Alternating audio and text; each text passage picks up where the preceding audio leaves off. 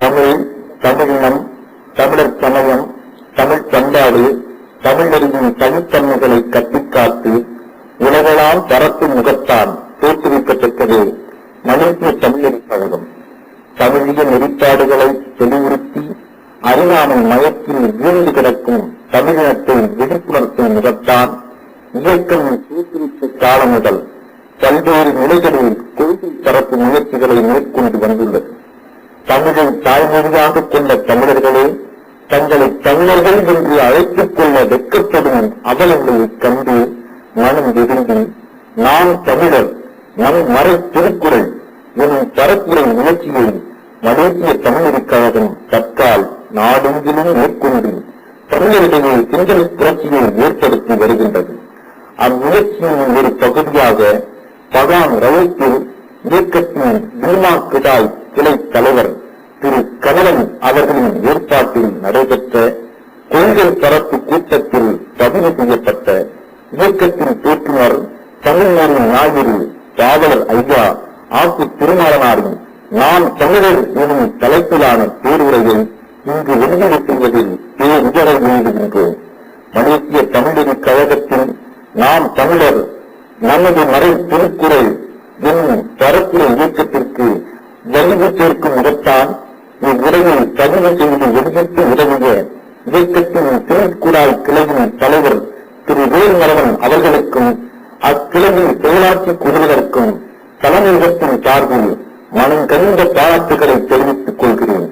இவ்வுரையை தேர்ந்தெடுத்து தமிழ் காக்க, தமிழ் பண்பு காக்க, தமிழ் இனம் காக்க உங்கள் உள்ளங்களிலும் இல்லங்களிலும் தென்னிங்காய் எங்கும் தமிழ் தமிழர் ஒன்றே ஓய்ந்து வாழ்வீராக.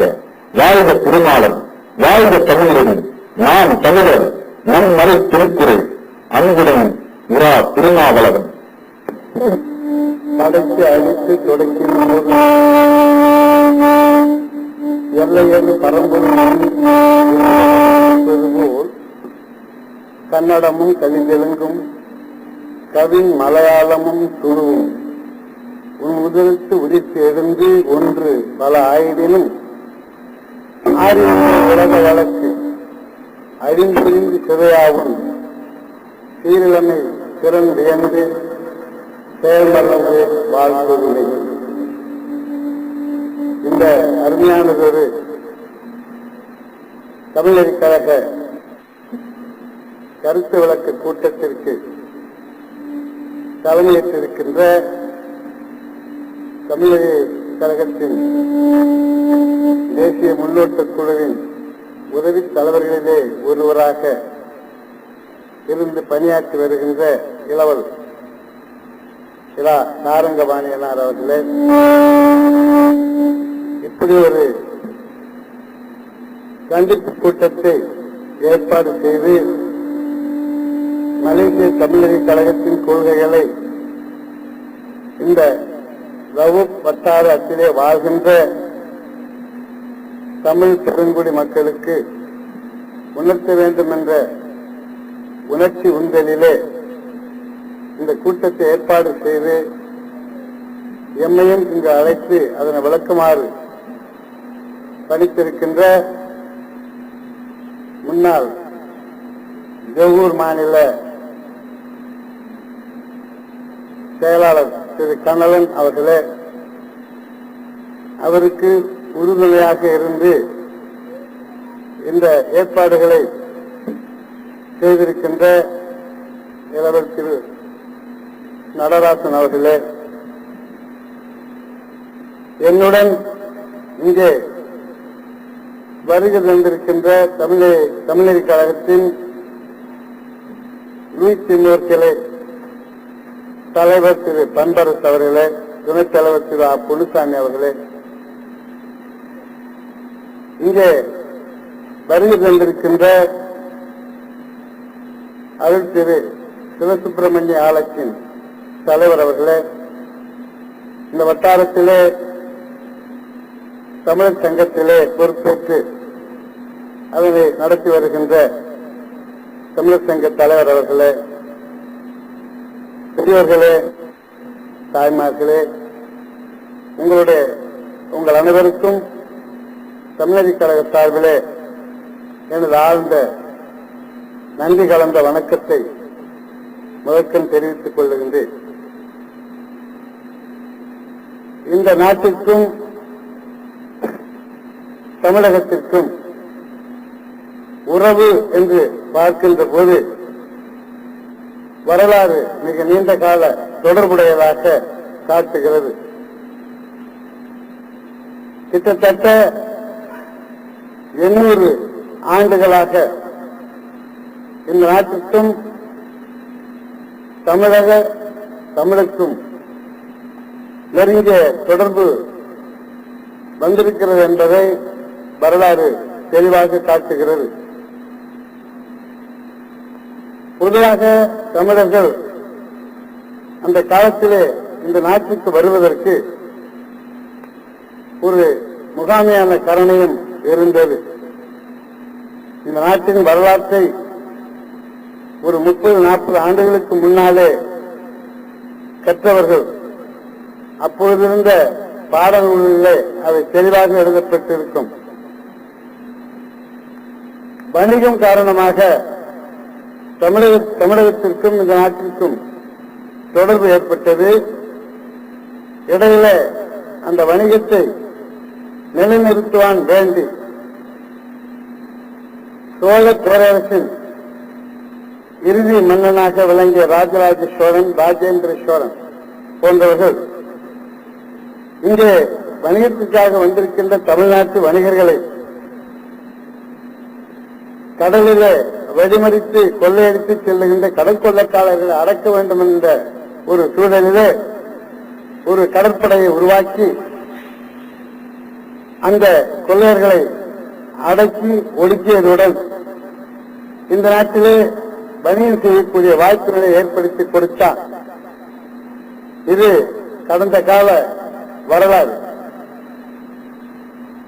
ஆக அப்போ இங்கே 800 ஆண்டுகளுக்கு முன்னால் வந்த தமிழர்கள் அவர்களுடைய நாகரிக பண்பாடு,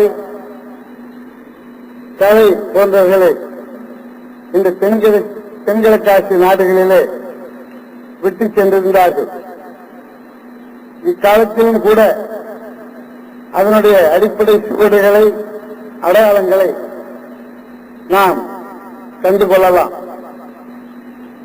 அந்த அடிப்படையில் இந்த நாட்டிற்கு வருகின்ற தமிழர்கள் இக்கால் இந்த நாட்டிலே அந்த வரலாற்றை முழுமையாக மறைத்துவிட்டு ஆங்கிலேயர் ஆட்சி காலத்திலே இந்தியா ஆங்கில ஆட்சிக்கு அடிமைப்பட்டிருந்த காலத்திலே உடைப்பதற்கு என்று தமிழகத்திலே இருந்த தமிழர்களை இங்கே அழைத்து வந்த சற்றேற்கால ஒரு 100 ஆண்டு கால வரலாறு நம்முடைய வரலாறாக இங்கே அடையாளம் காட்டப்பட்டிருக்கிறது, காட்டப்பட்டு வருகிறது.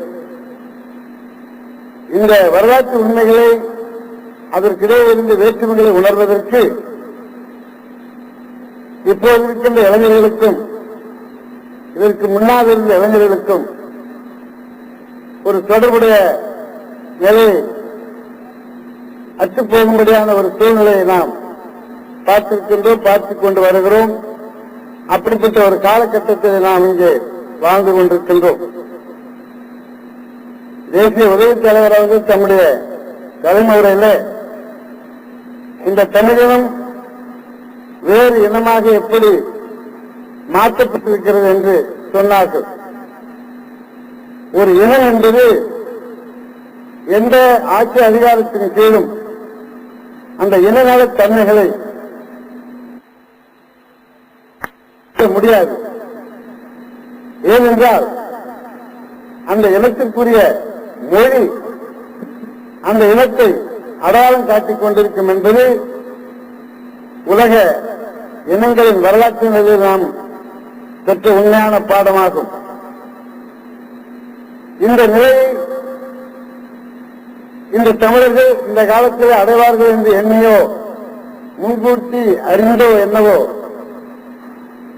இந்தியாவின் தேசிய பாவலர் என்று சொல்லக்கூடிய அமரகிரி சுப்பிரமணிய பாரதியார் அவர்கள் தமிழும் தமிழர்களும் அவர் வாழ்ந்த அந்த 70-75 ஆண்டுகளுக்கு முன்னாலே இருந்த அந்த தன்மையினை கண்டு மனம் வெகுந்தி தமிழர்களுக்கு ஒரு அறைகூவலாக அவருடைய கருத்துக்களை ஒரு பாட்டின் வழியாக அந்த வரலாற்று சுருக்கத்தன்மைகளை தெளிவாக நமக்கு சொல்லி இருந்தும் கூட நம்முடைய தமிழினம் அந்த கருத்துக்களை ஆய்ந்து பார்த்து அந்த உண்மைகளை ஏற்றுக்கொள்ளக்கூடிய சிந்தனை வலுவற்ற காரணத்தினாலே படிப்படியாக அது மாற்றப்பட்டு வந்திருக்கிறது என்பது தெளிவானது ஒரு உண்மை. அந்த உண்மையினை வெளிப்படுத்தவும் உலகத்திலே சென்று வாழுகின்ற தமிழர்கள் அனைவரும் அந்தந்த நாட்டுக்கு அந்த நாட்டின் மீது பற்றுடையவர்களாக இருப்பதோடு மட்டும் அல்லாமல் அவர்களுடைய பண்பாடு அந்த பண்பாட்டின் வழியாக வந்த வாழ்வியல் அறக்கூறுகள் என்று சொல்லக்கூடிய தமிழர்களின் தனித்துவம் பொருந்திய வாழ்வியல் செம்மாப்புக்களை காட்டுகின்ற வகையிலே எடுத்துக்காட்டுகின்ற முறையிலே நம்முடைய முன்னோர்கள் நமக்கு காட்டிச் சென்ற அந்த கருத்துக்களை சுகமொத்தமாகவும் அதன் தன்மைகளை வளர்க்க வேண்டும் என்ற ஆர்வத்திலும் இந்த நாட்டிலே 1983 ஆண்டு பாராக்கின் வடபகுதியில் இருக்கின்ற 3 மாவட்டங்களை உள்ளடக்கி தமிழ் கழகம் என்ற ஒன்றை உருவாக்கி அதற்குரிய இந்த நாட்டுக்கு ஒப்ப இந்த நாட்டின் அரசியல் சட்டத்திட்டங்களுக்கு ஏற்ப தமிழர்களுடைய நலத்தை பாதுகாக்கவும் அவர்கள் மொழியை அவர்களுக்கு அடையாளம் காட்டி அதன் ஆழத்தையும் அகலத்தையும் வளத்தையும் உண்மையும் நுண்ணான் பொருந்திய தன்மைகளும் சொல்ல வேண்டும் என்ற உணர்விலே அங்கே அமைக்கப்பட்டது. அந்த அமைப்பு அமைக்கப்பட்ட அந்த காலத்திலே அதாவது 1983-84 ஆண்டிலே வடபேராக்கிலே இருந்து தென் மாநிலம் வரை அந்த தமிழ்மொழி கழக கொள்கைகளை பரப்புகின்ற வகையிலே வினையில் ஈடுபடுகின்ற போது இந்த நாட்டிலே ஒரு சரியான அல்லது முறையான ஒரு பலத்த எதிர்ப்பு தமிழ்மொழி கழகத்துக்கு ஏற்பட்டது. அந்த எதிர்ப்பு என்ன என்பதை உங்கள் மத்தியிலே உங்கள் ஆய்வுக்கு நான் எடுத்துக்காட்ட விரும்புகின்றேன். இந்த நாட்டிலே தமிழறி கழகம் என்ற ஒரு பெயரிலே தமிழர்கள் நலங்காக்க எழுப்பப்பட்ட அந்த இயக்கத்தின் தன்மைகளை ஆழ்ந்து உணராமல் ஏதோ தவறான ஒன்றை தப்பான ஒரு இயக்கத்தை இந்த நாட்டிலே உருவாக்கி இந்த நாட்டிலே இருக்கின்ற இந்தியன் என்ற அடிப்படையில் இருக்கின்ற ஒற்றுமைகளை குலைப்பதற்காக அதனை சிதைப்பதற்காக இந்த இயக்கத்தை உருவாக்கினார்கள் என்ற ஒரு கருத்து தென்மாநில பகுதியிலே பரப்பப்பட்டது. ஆனால் தமிழக கழகம் அப்படிப்பட்ட நிலையிலே அப்படிப்பட்ட சூழலிலே எவருடைய வாழ்வையும் எவருடைய மொழியையும் எவருடைய பண்பாட்டு தன்மைகளும் அழித்துவிட வேண்டும் என்ற நோக்கிலே அது தோற்றுவிக்கப்படவில்லை என்பதற்கு 2 காரணங்களை நாம் முன்வைத்தோம். இந்த தென்மாநில சுற்றுச் தலைவரை அப்போது 1983-84 அதற்கு விடைபெற வேண்டும் என்ற நோக்கிலே தமிழக கழகத்தின் கொள்கை இதுதான் என்று உணர்த்துகின்ற வகையிலே அந்த சுற்றுச் தலைவரின் போது நாம் ஒரு கருத்தை தெளிவாக உணர்த்தினோம். இந்தியன் என்ற அடிப்படையிலே நாம் ஒற்றுமையாக வாழ்கின்ற இந்த நாட்டிலே தமிழன் என்று ஏன் பிரித்துக் கொண்டு வாழ்கின்றீர்கள் என்று நம்முடைய சகோதரர்கள் உடன்பிறப்புகள் இன்னும் சொல்ல போனால் ஒரு 1500 ஆண்டுகளுக்கு முன்னாலே தமிழர்களாக வாழ்ந்தவர்கள் இந்த தமிழரிக்காலத்தை பார்த்து குறை சுட்டினார்கள். அந்த கருத்துக்கு ஒரு தெளிவான தன்மையை அவர்களுக்கு விளக்கி,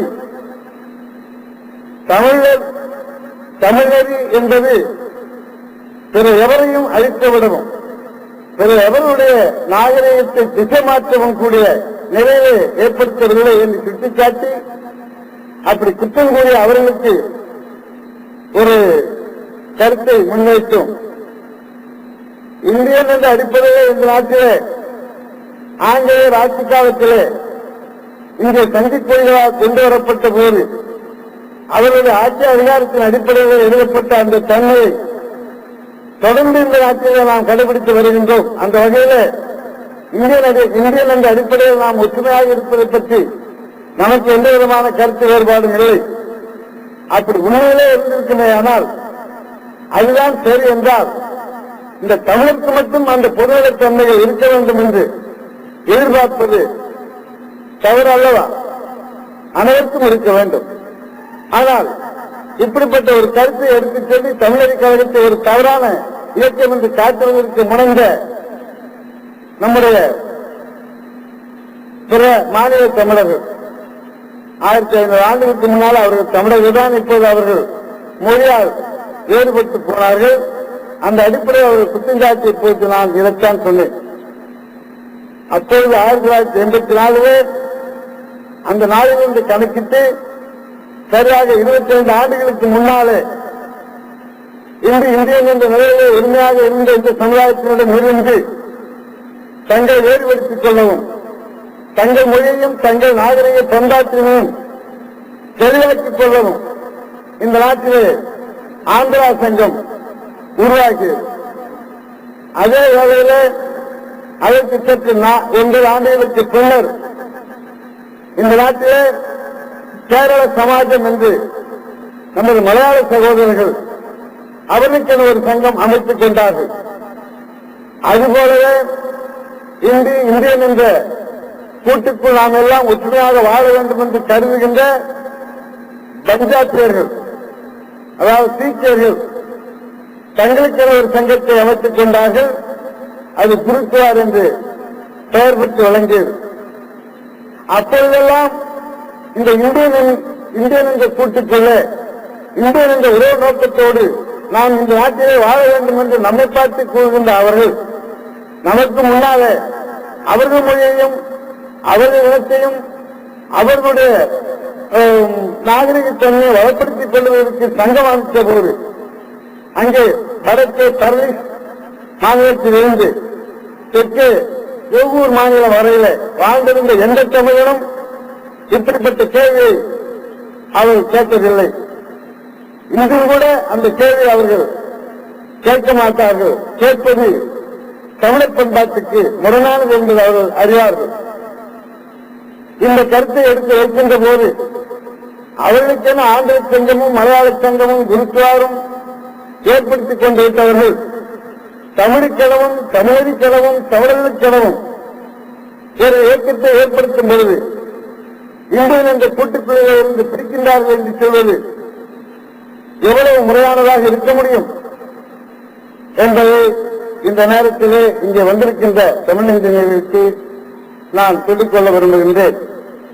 இருப்பினும் இந்த கருத்துக்களை இந்த நாட்டிலே உயர்த்த வேண்டும் என்ற அடிப்படையிலே 1988 ஆண்டு டிசம்பர் திங்கள் 24-25 தலைநகரிலே நாம் தமிழக கழக கொள்கை விளக்க கருத்தரங்கு என்ற ஒன்றை ஏற்பாடு செய்து இந்த நாட்டிலே அரசு நிலையிலே துணைபுரிந்து இந்தியர்களுக்கு வழிகாட்டக்கூடிய மலேசிய இந்தியன் காங்கிரசின் தேசிய தலைவர் தத்தோஸ்ரீ அவர்களை தொடக்கி வைக்குமாறு அழைத்தோம். இந்த கருத்தை அந்த கருத்தரங்களை நாம் முன்வைத்தோம். இதுவரை தமிழகத்தை எடுத்துக் கொண்டாலும் கூட அதை தமிழர்கள் வாழ்கின்ற எந்த நாட்டிலும் கூட தமிழர்கள் இவன் தமிழன் அல்ல என்று ஒதுக்கி வைத்த வரலாற்றை யாரும் காட்ட முடியாது. ஒரு சான்றுக்கு நான் சொல்ல விரும்புகின்றேன். தமிழகத்திலே ஒரு ஆந்திர உடன்பிறப்பு தமிழக முதல்வராக வர முடிந்தது. ஒரு கேரள தமிழர் தமிழக முதல்வராக வர முடிந்தது. ஒரு கன்னட கேள்வி இக்கால் தமிழக முதல்வராக வர முடிந்தது. ஆனால் தமிழக தமிழர்களோ அந்தந்த மாநிலங்களிலே மட்டுமல்லாமல் இந்தியா முழுவதும் இருக்கின்ற மாநிலத்தில் எந்த மாநிலத்திலாவது ஒரு சட்டமன்ற உறுப்பினராக நாடாளுமன்ற உறுப்பினராக வர முடிந்ததா என்று தமிழர்கள் எண்ணி பார்க்க வேண்டும் என்று கூறுவது எப்படி தவறாது? யாரும் ஊரே யாவரும் கேள்வி என்பது தமிழர் உலகம் சுற்றிய பெருமை பண்பாடு. அந்த பண்பாட்டின் ஊழியர்கள் தமிழர்கள் எவரையும் அரவணைத்து சென்று தங்களுடைய அனைத்து நலன்களையும் அவர்களாக ஆக்கிக் கொள்ளக்கூடிய சூழ்நிலையை கண்டும் பொறுமையாக இருக்கின்றவர்கள் தமிழர்கள். எனவே இந்த அடிப்படை சிந்தனைகளை எல்லாம் இந்த நாட்டிலே தமிழர்கள் உணரவில்லையே, அவர்களை உணர்த்துவதற்கு இந்த நாட்டிலே இருக்கின்ற இயக்கங்கள் முனையவில்லையே. மேலும் மேலும் அந்த தமிழர்களுடைய அறியாமையை பயன்படுத்திக் கொண்டு அவர்களுடைய வாழ்வு மட்டுமல்ல, அவர்களுடைய மொழியை மட்டுமல்ல, அந்த மொழி வழி வந்த நெறிகளை மறைத்துக் கொண்டிருக்கின்ற நிலையிலே இங்கே இயக்கங்கள் செயல்பட்டுக் கொண்டு வருகின்றன என்று எண்ணி 1983க்கு முன்னால் ஏற்கால 10-15 ஆண்டுகளுக்கு முன்னாலே இவரையெல்லாம் எடுத்துச் செல்வதற்கு ஒரு இயக்கம் தேவை. இந்த உண்மையை, இந்த தெளிவை, இந்த சிந்தனையை தமிழர்களுக்கு சொல்ல வேண்டும் என்று ஒரு இயக்கம் தேவை என்ற அடிப்படையிலே ஒரு 15 ஆண்டுகள் ஆராய்ந்து சிந்தித்து பார்த்து அவர்களுக்குரிய அவர்கள் மொழியை வளர்த்துக் கொள்ள அந்த மொழி வழி நிலைக்கின்ற வாழ்வியல் கூறுகளை நிலைப்படுத்த இந்த தமிழர் கழகத்தை 1983ஆம் ஆண்டிலே நாம் அமைத்தோம். அப்படி அமைப்பதற்கு நாம் முன்வந்த போது நம்மிடத்திலே இந்த நாட்டிலே இருக்கின்ற பலர் பொறுப்பிலே இருக்கின்ற ஒவ்வொரு இயக்கத்திலேயும் பொறுப்பிலே இருக்கின்ற தலைவர்கள், பொறுப்பாளர்கள் நம்ம நோக்கி ஒரு கருத்தை சொன்னார்கள். இந்த நாட்டிலே தெரிந்தோ தெரியாமலோ உணர்ந்தோ உணராமலோ இங்கே இந்தியன் என்ற அடிப்படையில்தான் நான் இயங்க முடியும். வேறு வகையால் வேறு இனப்பெயரால் இங்கே ஒரு இயக்கம் தோற்றுவிப்பது என்பது முடியாது என்றெல்லாம் நமக்கு சொன்னார்கள். எனக்கு பெரும் வியப்பாகவே இருந்தது. ஏனென்றால் இந்த நாட்டிலே சாதியின் பெயரால் சங்கங்கள் வைப்பதற்கு நம்முடைய நாடு பதிவு சட்டத்தின் கீழ் அதற்கு உரிமை வழங்கிய போது சாதி நிலைகளை எல்லாம் கடந்து மொழி அடிப்படையில் ஒரு இனத்தின் பெயரால் ஒரு அமைப்பை தோற்றுவிப்பதற்கு எப்படி எழுந்துறாது என்று சிந்தித்து பார்த்து நாம் அதற்குரிய சட்டத்திட்டங்களை அமைத்துக் கொண்டு அரசாங்கத்தை அணுகிய போது அங்கே இப்படிப்பட்ட எந்த பிரச்சனையும் இல்லை என்பதை தெளிவாக அறிந்து கொண்டோம். எனவே இப்படிப்பட்ட சிக்கல்களை உருவாக்கக்கூடியவர்கள் இப்படிப்பட்ட கருத்துக்களை சொல்லி இங்கே வருகின்றார்களே ஒழிய அரசு நிலையில இந்த நாட்டின் அரசியல் சட்ட அடிப்படையில் நமக்கு எந்த விதமான பாதிப்போ அல்லது தடைகளோ முடங்கல்களோ இல்லை என்பதை உணர்ந்தோம்.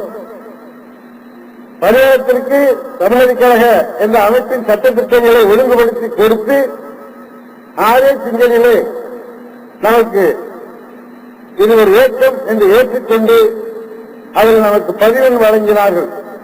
அந்த பதிவெண் 2140/1983 இது வழங்கப்பட்ட பின்னர் நாங்கள் அங்கு வடபேராட்சியில் இருக்கின்ற அந்த பகுதிகளை மட்டும் இதை சொல்லாமல் நாடெங்கிலும் இருக்கின்ற தமிழர்களுக்கும் சொல்ல வேண்டும் என்ற அடிப்படையிலே அந்த பதிவு எங்களுடைய தமிழர் கழகத்தினுடைய விதிமுறையிலே ஒரு சீர்திருத்தம் கொண்டு வந்து நாடு முழுவதும் இருக்கின்ற தமிழர்களை இதில் உறுப்பியம் பெறக்கூடிய வாய்ப்புகளை தர வேண்டுமாக எழுதி கேட்டு அவர்கள் 84 ஒப்புதல் கொடுத்த பின்பு இந்த நாடு முழுவதும் உறுப்பினர்கள் சேர்க்க நாங்கள் எண்ணினோம்.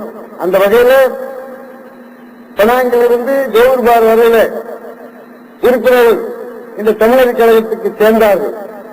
மிகப்பெரிய அளவில் இல்லை, ஒரு குறைந்த அடிப்படையில். அப்படி உறுப்பினர்களை சேர்க்கின்ற காலத்திலே ஆங்காங்கே இருக்கின்ற இந்த ஒரு நல்ல தன்மையை புரிந்து கொள்ளாமல் ஏதோ அவர்களுக்கு மாறாக செயல்படுகிறது என்றெல்லாம் பல்வேறு வகையான சிக்கல்களை நமக்கு கொடுத்திருந்த போதிலும் தொடர்ந்து 8 ஆண்டுகள் என் கருத்துக்களை மிக பணிவாகவும் துணிவாகவும் நாங்கள் நாடு முழுவதும் சென்று வந்திருக்கின்றோம். அந்த வகையில ஏறத்தாழ 7 மாநிலங்களிலே தமிழர் கழக உறுப்பினர்கள் சேர்ந்த பின்னர் இந்த நாட்டின் சட்டப்படி ஒரு புதிய தேசிய இயக்கம் அமைக்க வேண்டுமானால் இந்த நாட்டில் இருக்கின்ற 14 மாநிலத்தில் குறைந்தது 7 மாநிலத்திலாவது உறுப்பினர் இருக்க வேண்டும் என்று நாம் காட்ட வேண்டும். அந்த அடிப்படையில் தமிழர் கழகத்துக்கு உறுப்பினர்கள் ஏற்பட்ட பிறகு நாம் தேசிய இயக்கமாக மாறக்கூடிய காரணத்தை எடுத்துச் சொல்லி தேசிய அடிப்படையில் அதன் சட்டத்திட்டங்களை வகுத்து நாம் கொடுத்தோம். அது 1981ஆம் ஆண்டு கொடுத்தோம். அவர்கள் 1991ஆம் ஆண்டு, அதாவது கடந்த ஆண்டு ஜூன் திங்கள் 18ஆம் நாள் இதை தேசிய இயக்கமாக ஏற்றுக்கொண்டு நமக்கு பதிவெண் கொடுத்தார்கள். அந்த வகையில் 1992ஆம் ஆண்டு இது ஒரு தேசிய இயக்கமாக இருக்க வேண்டும் என்ற அடிப்படையில் ஆங்காங்கே நாங்கள் கிளைகள் அமைத்துக் கொண்டு வருகின்ற நேரம் இது. கிளைகள் அமைத்துக் கொண்டு வருகின்ற இந்த வேளையில தந்தை கணவன் அவர்கள் இந்த வகுப்பிலே வந்து தமிழர் கழகத்தின் கொள்கைகளை விளக்க வேண்டும் என்று கேட்டுக்கொண்ட அந்த அவருடைய வேண்டுகோளுக்கு இணங்கி இங்கே உங்கள் முன்னால் வந்து நான் நிற்கின்றேன். இது தமிழர் கழக வரலாறு. நான் தொடக்கத்திலே கூறியது போல இந்த இந்தியாவின் தேசிய கவிஞர் மகாகவி சுப்பிரமணிய பாரதியார் எந்த கருத்தை இந்த தமிழர் கருத்தை சொல்ல வேண்டும் என்று எண்ணினாரோ அந்த கருத்துக்களைத்தான் நாங்கள் தமிழர் கழகத்தை சென்று வருகின்றோம். அது என்ன என்பதை இங்கே உங்களுக்கு சொல்ல நான் விரும்புகின்றேன். பாரதியார் அவர்கள் இந்திய தேசிய விடுதலை பாவலர். இந்தியா சுதந்திரம் அடைய வேண்டும் என்ற நோக்கிலே அந்த காலகட்டத்திலே அவர் எழுதிய பாடல்கள், அந்த பாடல்களை பொதிந்த உணர்ச்சிகள் அந்த மக்களை தட்டி எழுப்பி இந்திய சுதந்திரத்துக்கு வித்திட்டது என்றால் அது யாரும் மறுக்க முடியாது. அதே வேளையிலே தமிழ், தமிழன், தமிழகம் என்று அவர் குறிக்கின்ற பொழுது அந்த தேசிய கருத்துக்களை அடிப்படையாக வைத்த அந்த கருத்துக்களுக்கு முரணான வகையில, அல்லது தனக்கு இயல்பாக இருந்த அந்த தமிழ் மொழியின் மீது அதை தமிழுக்கு இருந்த ஆற்றலின் அடிப்படையை வெளிப்படுத்துகின்ற நிலையில இந்த பாட்டை சொல்லியிருக்கின்றார். இந்த பாட்டு தெரியாதவர்கள் இருக்க மாட்டார்கள். அதுதான் யாமறிந்த மொழிகளிலே தமிழ் மொழி போல் இனிதாவது எங்கும் காணும் பாமரராய் விலங்குகளாய் நாம் நன்கு சிந்தித்து உணர்ந்து கொள்ள வேண்டும். மொழியை பற்றி சொல்ல வந்த அவர் யாம் அறிந்த மொழிகளிலே தமிழ் மொழி போல் இனிதாவது எங்கும் காணோம் என்று கூறினார். ஏதோ அவர் ஒரு பிராமணராக இருந்தார். அந்த பிராமணியின் சூழ்நிலையில இருந்து உண்மையை சொல்ல வேண்டும் என்ற அடிப்படையிலே அவருக்கே இருந்த தன்மான உணர்ச்சியின் வெளிப்பாட்டிலே, அந்த தன்மான உணர்ச்சி தருகின்ற வீர உணர்விலே இந்த கருத்தை சொல்ல வந்தார். அவருக்கு எத்தனை மொழி தெரியும்? இந்த உலகத்திலே 6000க்கும் மேற்பட்ட மொழிகள் வழங்குவதாக மொழியியல் அறிஞர்கள் கூறுகின்றார்கள். இந்தியாவில் எடுத்துக்கொண்டாலும் கூட ஒரு 120 மொழிகள் அங்கே பேசப்பட்டு வருகிறது. அதிலே மிக பழமையும் தொன்மையும் வாழ்ந்த மொழிகளாக சொல்லப்படுகின்றது ஏறத்தாழ 15 மொழிகள். அந்த மொழிகளிலே அவர் 7 மொழிகளை நன்கு உணர்ந்தவர், அறிந்தவர். அவருடைய தாய்மொழி தமிழ்தான். ஆனால் அவர் வணக்கத்துக்குரிய மொழியாக கொண்டிருப்பது சமஸ்கிருதம். தமிழ், சமஸ்கிருதம், வங்காளம், தெலுங்கு, மலையாளம், கன்னடம், பிரெஞ்சு, ஆங்கிலம் போன்ற மொழிகளை அவர் கற்றுத் தேர்ந்தவர். இந்த மொழிகளிலே எல்லாம் ஆராய்ந்து பார்த்துவிட்டு அதனை ஆய்ந்து முடிவு செய்த பின்னர் தான் அவர் குறிப்பிடுகின்றார், யாம் அறிந்த மொழிகளிலே, அதாவது நான் அறிந்த மொழிகளிலே இந்த தமிழ் மொழி போல் இனிதாவது எங்கும் இல்லை. இனிமையான தமிழ் மொழி போல் அந்த இனிமைத்தன்மை பிற மொழிகளிலே நான் காணவில்லை. அப்படிப்பட்ட ஒரு நீண்ட மிக பழைய வரலாற்றுடைய இந்த தமிழ் மொழிக்கு சொந்தக்காரர்களாக தமிழ் மொழியை தாய்மொழியாக கொண்டிருக்கின்ற தமிழர்களையும் பார்க்கின்றார்.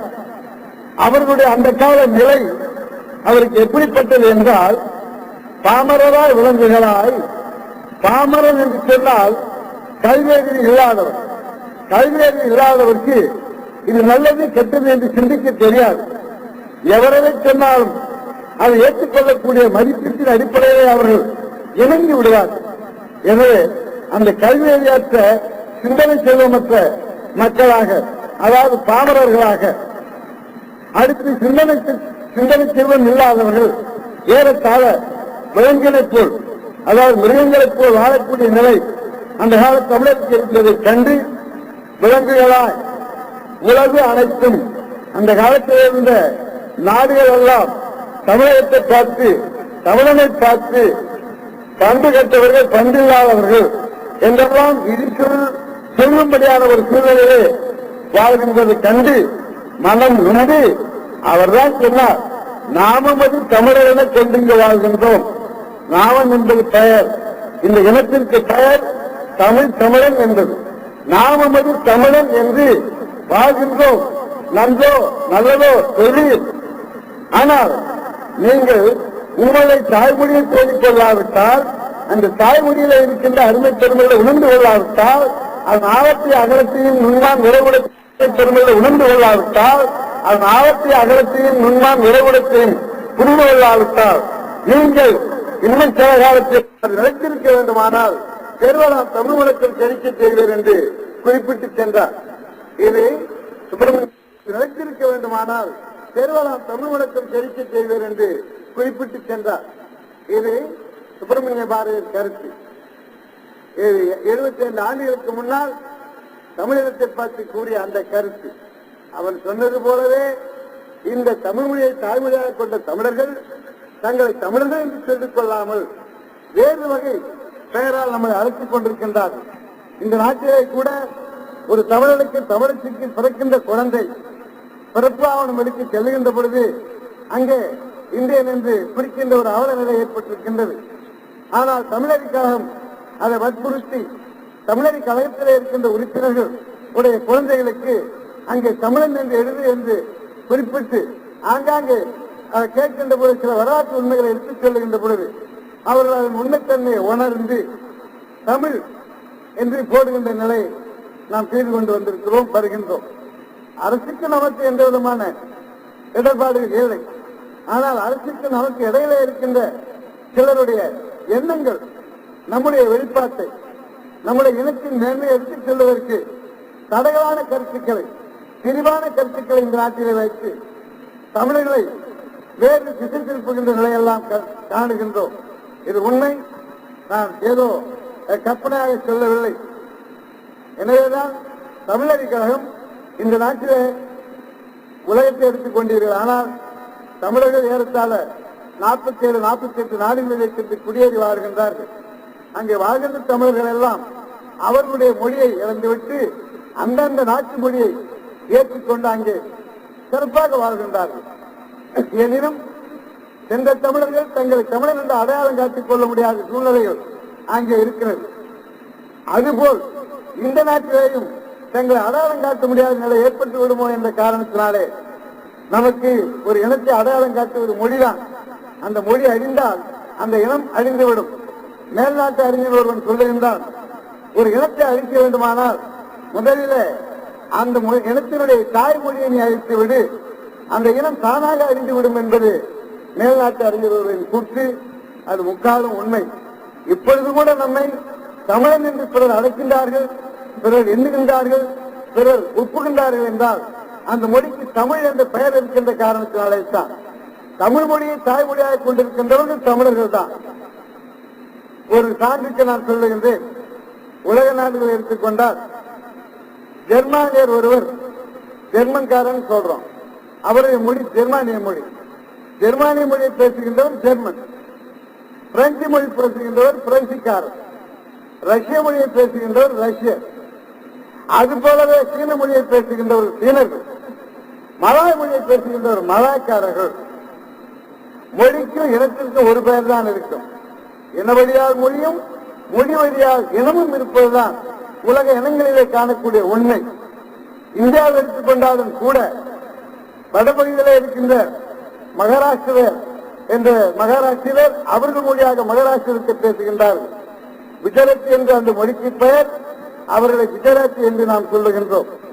மராட்டியர் என்பது அந்த மராடம் என்பது அந்த மொழிக்கு பெயர், அந்த இடத்துக்கு மராடம் என்று பெயர், அவர்கள் மராட்டியர் என்று சொல்லுகின்றோம். வங்காளி என்று அந்த மொழியை சொல்லுகின்றோம், அவர்கள் வங்காளி. பஞ்சாபி என்று இந்த மொழியை சொல்லுகின்றோம், அவர்கள் பஞ்சாபியர். தெலுங்கு என்று மொழியை சொல்லுகின்றோம், அவர்கள் தெலுங்கர். கன்னடம் என்ற மொழியை சொல்லுகின்றோம், அவர்கள் கன்னடர். மலையாளி என்று மொழியை சொல்லுகின்றோம், அவர்கள் மலையாளிகள். தமிழ் என்று மொழியை சொல்லுகின்றோம், ஆனால் தமிழன் என்று சொல்ல தமிழனே மறுக்கின்றார், அவன் இந்தியன் ஆகிவிட்டானே. இந்த சிந்தனையை உங்கள் முன் வைக்கின்றேன். ஆக தமிழ் மொழியை பேசுபவன் அவன் தமிழனாகத்தான் இருக்க வேண்டும். அது தாய்மொழி என்றவர் எந்த மொழியோ எந்த மொழிக்குரியவரோ அந்த மொழி அடிப்படையில் அந்த இனத்தை வழங்குவது உலக உண்மையாக இருக்கின்ற போது தமிழர்களுக்கு மட்டும் ஏன் என்று பிரிவினை என்பதை உங்கள் சிந்தனைக்கு விடுகின்றோம். எனவே அதை வற்புறுத்தவும் அதை அவர்களுக்கு உணர்த்தவும் தான் தமிழக கழகத்தை துவக்கி இருக்கின்றோம். இது மொழி நிலையிலே நாம் கொண்டிருக்கின்ற கொள்கை. இன்னும் சொல்ல போனால் தமிழன் யார், அந்த உண்மையான தமிழ் உணர்வு என்ன என்று நாம் ஆயப்போனால் தமிழன் என்பவன் தமிழறியால் வாழ்பவனாக இருக்க வேண்டும். ஆனால் வேறு நெறியால் வாழ்பவனை தமிழன் என்று எப்படி சொல்ல முடியும்? எனவே தமிழறி என்பது என்ன என்று நாம் உணர்ந்து கொள்ள வேண்டுமானால் தமிழை நன்கு கற்க வேண்டும். எந்த தமிழை தமிழன் தமிழனாக வாழ்ந்த காலத்திலே எழுந்த இலக்கியங்கள் இருக்கிறதே, அந்த இலக்கிய தமிழை, அது ஏறத்தாழ ஒரு 2500 ஆண்டுகளுக்கு முன்னாலே அந்த தமிழகத்திலே இருந்தது. அங்கே இப்ப சொல்லக்கூடிய எந்த பெயரும் கிடையாது. அப்பொழுது அவன் கிரேக்கம் வரையிலும் சீனா வரையிலும் தென்கிழக்காசியா வரையிலும் புகழ்பெற்று வாழ்ந்த காலம். எப்பொழுது அவன் தன் மொழிகளை அந்த மொழியின் சிறப்பை இழந்து விட்டானோ அப்பொழுதிருந்தே படிப்படியாக அவனுடைய அகம் குறைஞ்ச, அகம் என்றால் இளர வாழ்வு, காதலன் காதலி என்ற அடிப்படையில் இருக்கின்ற அந்த அடிப்படையாக வைத்துகின்ற வாழ்வு. புறம் என்றால் அந்த வாழ்வு நிலைத்திருக்கக்கூடிய பொருள் தேடி அதனை நிலைப்படுத்துகின்ற வழிமுறைகள் இருக்கிறதே, அதற்கு புறம். இந்த உலகத்திலே தமிழன் தான் வாழ்க்கை இருக்கூறாக பிரித்தான், அகம் என்றும் புறம் என்றும். அதாவது உணர்வின் அடிப்படையில் எழுகின்ற அந்த உணர்வுகளுக்கு அகம் என்றும், அந்த உணர்வு அறிவை கலந்தடை செய்கின்ற காரணத்தினாலே அந்த அறிவு அகத்திலே எழுகின்ற அந்த உணர்வை வெற்றி பெறக்கூடிய அல்லது நிலைப்படுத்திக் கொள்ளக்கூடிய செயல்முறையிலே அது ஈடுபடுவதால் அது புறம் என்றும். அந்த மனவியலோடு இந்த இலக்கணத்தை ஏறத்தாழ 4000 ஆண்டுகளுக்கு முன்னாலே வகித்து வாழ்ந்தவர்கள் இந்த அகம் என்றும் புறம் என்று சொல்லக்கூடிய இந்த வாழ்வியல் நெறியை நாம் தொல்காப்பியத்திலே பார்க்கலாம். தொல்காப்பியம் ஒரு இலக்கண நூல். அந்த நூல் அதாவது மொழி, அதாவது எழுத்ததிகாரம், சொல் அதிகாரம், பொருள் அதிகாரம் என்ற 3 கூறுகளை உடையது. ஏன் எழுத்ததிகாரத்தை பொருள் அதிகாரம் என்பது மக்கள் வாழ்வை சொல்வது. இந்த மக்கள் வாழ்வை சொல்ல வந்த தொல்காப்பியம் எதற்கு எழுத்ததிகாரத்தை அறிமுகப்படுத்த வேண்டும் என்று நாம் சிந்திக்க வேண்டும்.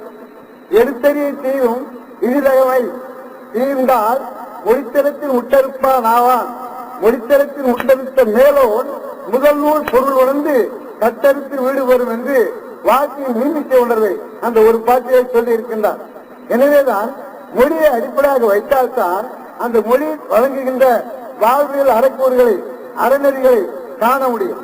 அப்படி கண்டால்தான் அப்படி வாழ்கின்ற வாழ்வாக இருக்கின்ற இந்த இனத்தை நிலைநிறுத்திக் கொள்ள முடியும் என்ற அடிப்படையிலே எழுத்ததிகாரத்தை முதலில் வைத்து அந்த எழுத்துக்கள் எப்படி சொற்களாகும், அந்த சொற்கள் எப்படி கருத்தை வெளிப்படுத்தும் என்பதெல்லாம் பின்னாலே அதை குறிப்பிட்டு கடைசியாக தலைவன் தலைவி என்ற இல்வாழ்க்கை நெறிகளை எடுத்துச் செல்லக்கூடிய நிலையிலே அவன் நமக்கு வாழ்வியலாரத்தை காட்டினான். அவருக்கு பின் ஏறத்தாழ 2000 ஆண்டுக்கு பின்னால் தோன்றிய திருவள்ளுவரோ அவர் காட்டிய அந்த பொருளதிகாரத்தை மிக விரிவாக விரித்து 130 தலைப்புகள் அதிகாரங்களாக கொண்டு இதுதான் தமிழ் நெறி, எப்படித்தான் தமிழர்கள் வாழ வேண்டும், இதுதான் வாழ்வாக வாழ்கின்ற தன்மை என்றெல்லாம் நமக்கு திருக்குறளிலே வழங்கிவிட்டு சென்றிருக்கின்றார். ஆனால் இப்படிப்பட்ட ஒரு வாழ்வியல் நெறி அறிவியல் பேழை என்று சொல்லக்கூடிய அந்த நூல் தமிழர்களுக்கு இன்னும் இருந்து கொண்டிருக்கின்ற காரணத்தினாலே ஏதோ தமிழன் என்று நாம் சொல்லிக் கொள்ளக்கூடிய வாய்ப்புகள் இருக்கிறது.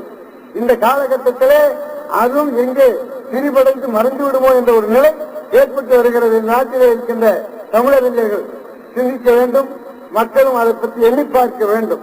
நமது மொழியை நாம் பாதுகாத்துக் கொள்ளாவிட்டால் நமது நெறி நம்முடைய கையை விட்டு நழுவி போய்விடும். அப்படி நழுவி போய்விடுமே ஆனால் இங்கே தமிழன் என்ற ஒரு இனம் இருந்தது என்றும் அது இப்படிப்பட்ட நிலையில இருந்தது என்ற வரலாறுகள் எல்லாம் மறைக்கப்பட்டு போய்விடும். இந்த நாட்டிலே தமிழுக்கு நல்ல ஒரு சிறப்பு செய்யப்பட்டிருக்கிறது. தமிழ் மொழி வரவேற்கப்பட்டிருக்கிறது. அதாவது உலகத்திலே எடுத்துக்கொண்டால் அரசு ஏற்று நடத்துகின்ற மொழிகளிலே இந்த நாட்டிலே தமிழ் மொழியும் ஒன்று. பள்ளிகளை எல்லாம் அரசு ஏற்று நடத்துகிறது. தமிழகத்திலே செல்வாக்கு பெற்ற தமிழ் உணர்ச்சியுற்ற தமிழறிஞர்கள் பள்ளிகளை நடத்துகிறார்கள். அரசு அதற்கு ஆசிரியர்களை மட்டும் வழங்குகிறது. அங்கே கூட தமிழ் அரசு ஏற்றுக்கொள்ளக்கூடிய அதிகார மொழியாக இல்லை. எனவே இந்த நாட்டில் அந்த வாய்ப்புகள் வழங்கப்பட்டிருக்கிறது. எனவே அந்த அடிப்படையிலே இந்த நாட்டில் தமிழை வைத்து நாம் அல்ல தமிழன் என்று சொல்லிக் கொள்ளக்கூடிய அளவில் இருந்து நம்மை நாம் அடையாளம் காட்டிக் கொள்ளக்கூடிய நிலையிலே நாம் வாழ தவறி விடுவோமே ஆனால் நாம் நம்முடைய இனம் இந்த நாட்டில் இருந்து முற்றாக வேறு வகையான இனமாக மாறிவிடக் கூடும் என்ற அடிப்படையிலே இந்த தன்மைகளை எல்லாம் இந்த நாட்டு தமிழகத்தில் சொல்ல வேண்டும் என்ற அடிப்படையிலே தான் தமிழர் கழகத்தை தோற்றுவித்தோம். அதற்கு அரசும் ஆய்ந்து ஒப்புதல் தந்திருக்கிறது.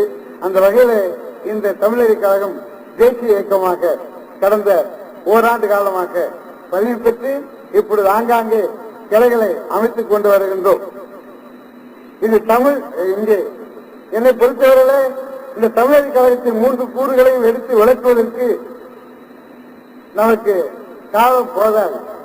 எனவே அதன் அடிப்படை ஒட்டுமொத்தமான நோக்கங்களை கருத்துக்களைத்தான் உங்களிடத்தில் வைக்க முடிகிறது.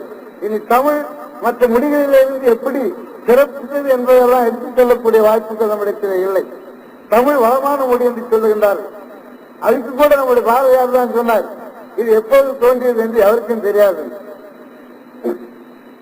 தொன்று நிகழ்ந்தது அனைத்தும் அறிந்திடும் தொல்புவி வாணர்களும் இவள் என்று பிறந்தவள் என்று அறியாத இயல்பினலாம் எங்கள் தாய் என்று தமிழை குறிப்பிடுகின்ற போது தொன்று நிகழ்ந்தது மிக பண்டைய காலத்தில், பண்டைய காலம் என்பது ஒரு 10,000 ஆண்டுகளுக்கு முன்னாலே என்று வைத்துக் கொள்ளுங்கள்.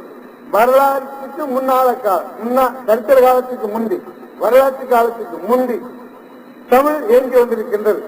இதெல்லாம் ஆராய்ந்த இந்த மொழி நூல் அறிஞர்கள், மொழி ஆராய்ச்சி அறிஞர்கள், குறிப்பாக சொல்ல போனால் பாபிலோனிய மொழி, பாபிலோனிய நாகரிகம், அதன் பிறகு வந்த கிரேக்க நாகரிகம், அதன் பிறகு வந்த ரோமானிய நாகரிகம் போன்ற இந்த நாகரிகங்களை எல்லாம் மொழி வழி ஆராய்ந்து கண்ட மொழியியல் அறிஞர்கள் கூட, அதாவது தொல்புரி வாணர்களும் மிக பழமையான உலகமாக இருக்கின்ற இந்த உலகத்தை ஆராய்ந்து அறிந்து இது இத்தனை ஆண்டுகால வயதுடையது என்றெல்லாம் கண்டு காட்டுகின்ற மூலவியல் அறிஞர்கள் கூட ஆராய்ந்து பார்த்து இவள் என்று பிறந்தவள் எப்பொழுது தோன்றினார் என்று தெரியாது திகைத்து மயங்குகின்ற தன்மையை சுட்டிக்காட்டுகின்றார். இது தமிழினுடைய பழமையை சொல்லும். நமக்கு கழக காலம் என்று நம்முடைய அதாவது 1000 ஆண்டுகளுக்கு முன்னாலே இருந்த நூல்களில் இருந்து நாம் காணுகின்றோம். இப்பொழுது கூட கழக காலம் பற்றியும் அது சங்க காலம் என்று சொல்வார்கள். அதை பற்றி சொல்லுகின்றவர்கள், அதை பற்றி எழுதுகின்றவர்கள் உண்டு. இந்த கழக காலம் என்பது 3 கட்டமாக நடந்திருக்கின்றது. ஏறத்தாழ 10,000 ஆண்டு அளவில் முதல் கழகம் இருந்ததாக நாம் அறிகின்றோம். எப்படி அறிகின்றோம்? தமிழ் இலக்கியத்தின் வழியாகத்தான். 1000 ஆண்டுகளுக்கு பிறகு எத்தனையோ மொழிகள் பிறந்துள்ளன. அந்த மொழிகளின் அடிப்படையில் வைத்து பார்க்கும்போது அது 8வது நிலையாக நம்முடைய சிந்தனைக்கு ஒப்பாத நிலையாக இருக்கின்றதை காணுகின்றோம். இந்த முதல் கழக காலத்திலே விரிசடை கடவுளும் குண்டமர்ந்த குமரவேலும் தமிழர் கழகத்திலே சங்கத்திலே தலைமையேற்று தமிழை ஆராய்ந்தார்கள் என்று சொல்லப்படுகிறது. 1000 மைல்கள் பரவி இருந்த நிலப்பரப்பிலே தோன்றியதுதான் தமிழ் என்பது இந்த வரலாற்று ஆராய்ச்சியாளர்கள் குறிப்பிடுகின்ற ஒன்று. அதை கூட தமிழ் இலக்கியத்தில் நாம் அறியலாம். அதற்கு வரலாற்று சான்றுகள் உண்டு. சிலப்பதிகாரத்திலே அந்த நிலம் இருந்ததாகவும் அங்கே தமிழர்கள் சிறப்புற்று வாழ்ந்ததாகவும் அது கடல் கொள்ள அதாவது கடல்கோள் பூகம்பம் ஏற்பட்டு அந்த நிலங்கள் எல்லாம் கடலுக்குள் ஆழ்ந்து போன கதைகளை எல்லாம் அந்த காலத்தில் ஒட்டிய நூல்களிலே சொல்லப்படுகிறது. அது ஒன்றுதான் சிலப்பதிகாரத்திலே கூட குறிக்கப்படுகிறது. என்ன என்று பகுதி ஆறும் பன்மலை அடுக்கவும் குமரி கோடும் கொடுங்கடல் கொல்ல வடதிசை இமயமும் தங்கையும் கொண்டு தென்திசை ஆண்ட தென்னவன் வாழி என்று பாண்டிய மன்னனை வாழ்க என்று சொல்லுகின்ற அடிப்படையில அவர் வந்த நில வரலாற்று தன்மைகளை குறிப்பிடுகின்றார். திருக்குறளிலே கூட அந்த வரலாற்று உண்மையை நாம் காணலாம். என்ன? பழங்குடி உள்வீழ்ந்த கண்ணும் பண்பு தலைப்பிரிதல் என்று இந்த பழங்குடியாக இந்த தமிழ் குடி உள் வீழ்ந்த கண்ணும், அதாவது உள்வாங்கிக் கொண்ட பிறகும் அதனுடைய அகவாழ்வும் புறவாழ்வும் சுருங்கி போன பிறகும் பல்வேறு வகையான இனத்தினருடைய வருகையினாலும் அவர்களுடைய ஆட்சி அதிகாரங்களாலும் அவர்களுடைய ஊடுருவல்களாலும் இந்த பரம்பரையான அடிப்படை தன்மைகள் ஆழ்ந்து போனாலும் உள்வீழ்ந்து கண்ணும் அப்படி அழிந்து பட்டு நின்றாலும் கூட அவர்கள் பழங்குடியினர் என்பதை காட்டுவதற்கு அவர்களுடைய பண்பு நலன் ஒன்றே போதும் என்று வரலாற்றை சுட்டிக்காட்டுகின்றார். இது தமிழ் இலக்கியங்களை இதை போன்ற ஏராளமான சான்றுகளை நாம் எடுத்து காட்ட முடியும். ஆனால் தமிழர்களோ தமிழை தாய்மொழியாக கொண்டிருந்தாலும் கூட தமிழ் இலக்கியங்களை சுவைக்கின்ற அடிப்படையிலே தமிழை வளர்த்துக் கொள்ளவில்லை, தமிழகம் காத்துக் கொள்ளவில்லை என்று எண்ணும் போது அந்த இனம் படிப்படியாக வேறு வகையான வேறு நிலையான நெறிகளிலே சென்று அது ஆழ்ந்து விடுவது இயல்புதானே. அவைகளிலிருந்து மீட்டெடுக்க வேண்டும் என்ற ஒரு ஆசை, அவையிலிருந்து அவையெல்லாம் மக்களிடத்தில் எடுத்துச் சொல்லி தமிழகத்தை எடுத்துச் சொல்லி தமிழகத்தை தற்காத்துக் கொள்ள வேண்டும் என்ற இந்த வேட்கை அந்த அடிப்படையில்தான் தமிழர் கழகம் இந்த நாட்டிலே தோற்றுவிக்க பெற்றது. அந்த அடிப்படையில்தான் 1984ஆம் ஆண்டிலே தமிழர் கழக கொள்கை விளக்க கருத்தரங்கை கூட்டி இந்த நாட்டிலே இருக்கின்ற அனைத்து எழுத்தாளர்களும் அறிஞர்களையும் அழைத்து தமிழர் கழகத்தின் கொள்கைகளை இந்த மொழி இனம் சமயம் என்ற அடிப்படையில் நாம் கொண்டிருக்கின்ற கொள்கைகளை ஆய்வு கட்டுரைகளாக படைத்து நாம் நம்முடைய இயக்கத்தின் தன்மைகளை இந்த நாட்டு மக்களுக்கு அடையாளம் காட்டினோம். அந்த வகையில இருந்து செயல்பட்டு வருகின்றோம். இது வெற்றி பெறுமா வெற்றி பெறாதா என்பது நம்முடைய எண்ணம் அல்ல. வெற்றியை நோக்கி நாம் நடைபெறுகிறோம் என்பது நம்முடைய நோக்கம் அல்ல. இந்த கருத்துக்களை எடுத்துச் சொல்வது தமிழனாக பிறந்துவிட்ட எங்களுடைய கடமை என்று எண்ணியே அந்த கடமையை ஆற்ற வந்திருக்கின்றோம். இது பிறவி கடமை. நான் ஒரு தமிழன், என் தாய்மொழி தமிழ். இந்த தமிழனும் இந்த தமிழ் மொழியும் உலகத்தில் உள்ள மொழிகளுக்கெல்லாம் தாயாக இருந்தும் வழிகாட்டக்கூடிய அறநெறிகள் எல்லாம் வகுத்து காட்டிய ஒரு சிறந்த உயர்ந்த சிம்மாந்த குடி. அந்த குடி வழிவந்த மரபினை சொல்லுவது நமது கடமை என்ற காரணத்தினால்தான் நாம் தமிழர் கழகத்தை தோற்றுவித்து இந்த கருத்துக்களை சொல்லி வருகின்றோம். இங்கே மிக மொழியை பற்றிய இனத்தை பற்றிய மிக விரிவான முறையில் அதன் கூறுகளை எடுத்துச் சொல்வதற்கு போதிய நேரம் இல்லை. ஏறத்தாழ 7:40 அளவில் இந்த கலந்துரையாடல் கூட்டத்தை ஏற்பாடு செய்திருப்பதாக இணையத்திலே குறிப்பிட்டார்கள். ஆனால் இங்கே நாம் தொடங்குகின்ற பொழுது ஏறத்தாழ 8 மணிக்கு மேலாகிவிட்டது. இதனை சொல்வதற்கோ நமக்கு ஒரு 3 மணி நேரமாவது வேண்டும். அந்த அடிப்படையில் நான் சொல்லவும் அதனை கேட்கவும் உங்களுடைய நேரம் போதாது என்பதை நான் உணர்கின்றேன். இந்த முதல் சந்திப்பு கூட்டத்திலே இந்த தமிழர் கழகத்தின் அடிப்படை தன்மைகளை எடுத்துச் செல்வதிலே இந்த அளவுக்கு என்னுடைய கருத்தை உங்கள் முன் வைக்கின்றேன். இந்த தமிழர் கழகம் செய்கின்ற இந்த கருத்துக்களை நீங்கள் ஏற்றுக்கொள்ள வேண்டும் என்ற ஒரு நேரத்திலே நாங்கள் சொல்லவில்லை. தமிழன் என்ற ஒரு இனம் உண்டு, தனியே அவருக்கு ஒரு குணம் உண்டு. அமிர்தம் அவனது மொழியாகும், அன்பே அவனது வழியாகும். இது தமிழ் இலக்கியங்களில் எங்கே பார்த்தாலும் காண கிடக்கின்ற உண்மை. வாழ்க்கையில கூட இன்று கூட தமிழர்கள் அந்த அன்பு மனத்தை கொண்டு உடையவர்கள். சாலையில செல்கின்றோம், ஒரு சாலை நேர்ச்சி ஏற்படுகிறது. நேர்ச்சி என்றால் விபத்து ஏற்படுகிறது. அந்த விபத்துல இந்த நாட்டில் இருக்கின்ற தமிழன் அல்லாத மலைக்காரரோ சீனரோ அடிபட்டு அப்படி கடக்கிறார்கள் என்று வைத்துக் கொள்ளுங்கள். இது நான் கண்ட உண்மை, பட்டறிவு, என்னுடைய அனுபவம். தமிழன் யாராவது சென்றால் காரை நிறுத்திவிட்டு ஓடிப்போய் உதவி செய்ய உண்டுவான். ஆனால் அந்த இனத்துக்குரியவர்களோ பார்த்தும் பாராமலே சென்று விடுவார்கள். இதை நாம் காணுகின்றோம். அப்படி எடுக்க சென்றவர்கள் பிறரால் அடிக்கப்பட்டு இறந்ததை கூட நாம் கேட்டிருக்கின்றோம். ஏற்கால ஒரு ஆண்டு காலத்துக்கு முன்னால ஒரு தமிழர் இன்னும் சென்று கொண்டிருக்கிறார். இன்னும் என்றால் மோட்டார் சைக்கிள், அதுல சென்று கொண்டிருக்கின்றார். ஏற்கனவே ஒருவர் இன்னொன்று அது மகிழ்ந்தாலோ சரக்குண்டாலோ, அதாவது லோரியாலோ காராலோ மோதப்பட்டாரோ தெரியாது. அவர் அடிபட்டு அந்த சாலையின் ஒரு பகுதியில விழுந்து கிடக்கின்றார் கீழே. இவர் பார்த்துவிட்டு சென்றார். செல்ல மனமரவில்லை.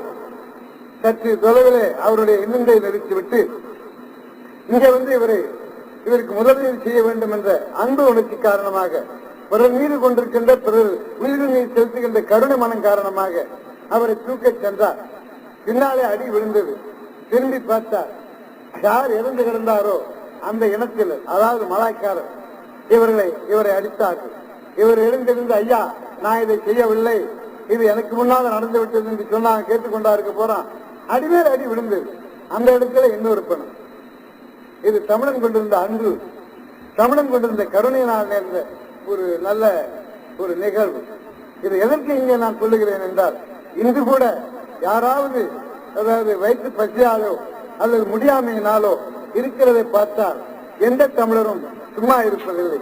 அருகில் சென்று அவருடைய துன்பம் துடைப்பதற்கு இயல்பாகவே முந்துவார்கள். இது தமிழருடன் பிறந்த குணப்பண்பு. அதைத்தான் வள்ளுவன் சொல்லுகின்றான், பண்பில் தலைப்பிரிதல் என்று. இந்த பழங்குடி, இது பழங்குடி என்பதை உணர்ந்து கொள்வதற்கு இந்த பண்பு நலனே போதும் என்று அவர் அடையாளம் காட்டுகின்றார். இந்த அடிப்படையில தமிழருக்கு அந்த அன்பு மனம், தமிழர் எல்லாரும் வாழ வேண்டும் என்ற அடிப்படையில வகுத்து 3000 ஆண்டுகளுக்கு முன்னாலே யாரும் ஒரு யாவரும் கேளை சீரும் நன்றும் பிறர் வராது என்று வாழ்க்கையின் வாழ்வாங்கின் தன்மையை, வாழ்வியல் மெய்மங்களை, தத்துவங்களை அந்த ஒரே பாட்டிலே கனியின் பூங்குன்றன் எழுதி வைத்து விட்டு போயிருக்கின்றான்.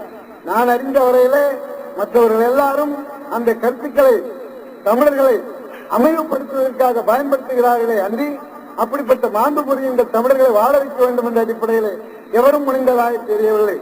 எனவேதான் இந்த தன்மைகள் எல்லாம் எண்ணி பார்த்து உங்களுடைய அன்பு மனத்தையும் உங்கள் கருணை மனத்தையும் நான் விட்டுவிட சொல்லவில்லை.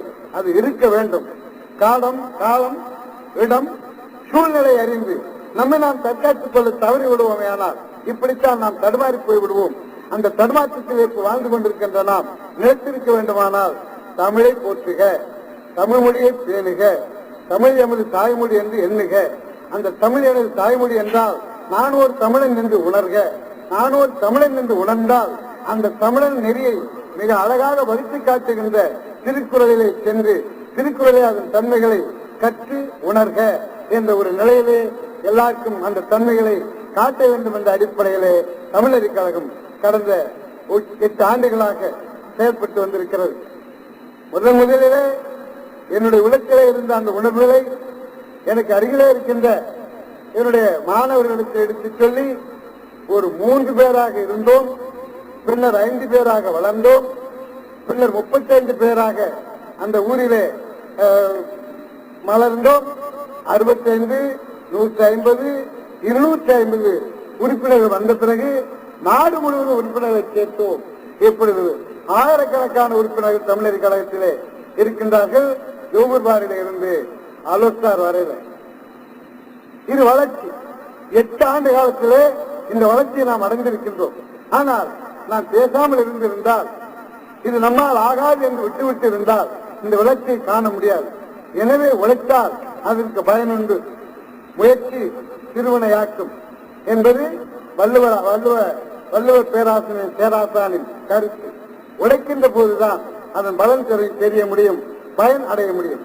அந்த பயனை இந்த தமிழரை இந்த மலேசியாவிலே இந்த தமிழர்கள் ஓரளவு அடைந்து வருகின்றார்கள் என்பதை காணுகின்ற பொழுது என்னுடைய மூப்பும் என்னுடைய நோயினால ஏற்படுகின்ற தளர்வும் எனக்கு உற்சாகம் தருகின்ற நிலையிலே மேலும் மேலும் தொண்டு செய்யக்கூடிய நிலையிலே நான் முன்வந்திருக்கின்றேன். இது என்னுடைய உயிர் என்னுடைய உடலிலே இருக்கின்ற வரையிலே நிகழத்தான் செய்யும். எதையும் எதிர்பார்த்து நாங்கள் இந்த தொண்டு செய்ய வரவில்லை. எதிர்பார்த்து செய்வோமே ஆனால் எங்களுக்கு ஏற்பட்ட இந்த எதிர்ப்புகளுக்கிடையே எங்கள் மனம் தளர்ந்து போய் குன்றி போய் எங்கோ மூலையிலே அமர்ந்து விடுவோம். எதையும் எதிர்பார்த்து செய்தால் அது கிடைக்காவிட்டால் அந்த உணர்விலே ஏமாற்றம் ஏற்பட்டால் உடல் தளர்வு ஏற்படும். ஆனால் எதனையும் நாங்கள் எதிர்பார்க்கவில்லை.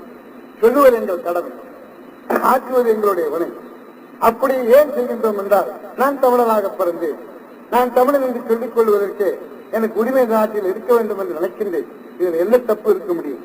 அந்த அடிப்படையிலே தான் இந்த ரவு பட்டாளத்தில் வாழ்கின்ற இணைய எனது தமிழ் நெஞ்சினர்களே, தமிழர்களே, நீங்கள் எல்லாரும் தமிழரை கலைத்து இந்த அடிப்படை கருத்துக்களை ஒரே நாளிலே அல்ல பல நாட்களாக கேட்டு மிக அருகில் வந்து தெளிந்து அதில் உண்மை இருக்கிறது என்றால் நீங்களும் அதற்கு தோல் கொடுத்து நீங்கள் முனைவீர்களே ஆனால் இங்கே இந்த நாட்டிலே தமிழ் வாழும் தமிழர்கள் வாழ்வார்கள் என்பது முக்காலும் உண்மை. ஒரு விடுதலை பாவலர் ஒருவர் எழுதுகின்றார், கெஞ்சுவதில்லை பிறர்பால் அவற்றை கேட்கிறதற்கு அஞ்சுவதில்லை, மொழியையும் நாட்டையும் ஆளாமல் துஞ்சுவதில்லை, எனவே தமிழர் துணிந்து தோல் எழுந்தால் நெஞ்சுவதில்லை, உலகில் எவரும் எதிர்ந்தே என்று குறிப்பிடுகின்றார். இது ஏதோ தமிழருக்கு சூடேற்ற வேண்டும் என்று சொல்லவில்லை.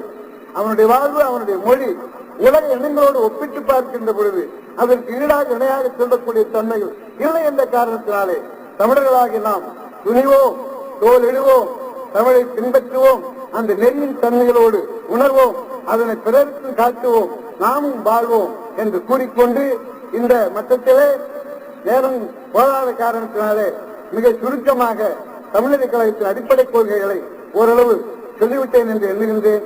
அந்த அடிப்படையிலே மனநிறைவு கொண்டு உங்களுடைய ஆய்வுக்கு இந்த கருத்துக்களை விட்டு உங்களிடமிருந்து விடைபெறுகின்றேன். நன்றி, வணக்கம்.